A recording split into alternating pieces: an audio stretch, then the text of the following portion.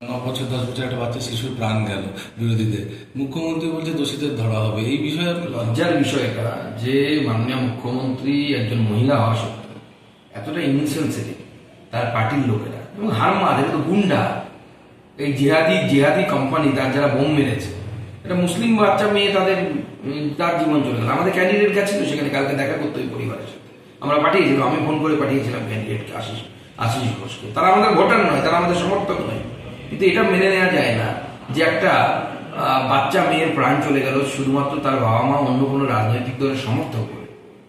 মাননীয় মুখ্যমন্ত্রী এখন বড় বড় কথা বলছে, লজ্জায় অন্য কোনো মুখ্যমন্ত্রী হলে তিনি লজ্জায় মুখ দেখাতেন, আর এটাই তৃণমূল কংগ্রেসের সংস্কৃতি।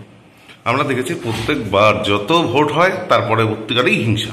কি বলবেন? দেখুন, এই জন্য নির্বাচন কমিশনকে আমার অনুরোধ, পশ্চিমবঙ্গের ভোটকে অন্যভাবে ভাবতে। পশ্চিমবঙ্গের ভোট নর্মাল অন্যান্য রাজ্যের ভোটের মতো নয়। যেন পশ্চিমবঙ্গের জন্য যেভাবে আদালত, কলকাতা হাইকোর্ট 100 দিনের কাজের জন্য অর্থাৎ MGNREGS এর জন্য আলাদা নিয়ম করে দিতে বললো যে কেন্দ্র সরকার সরাসরি টাকা দেয়, সমস্ত কিছু আলাদা নিয়ম পশ্চিমবঙ্গের জন্য কোর্ট প্রপোজ করছে, আমরা না, কোর্ট প্রপোজ করছে।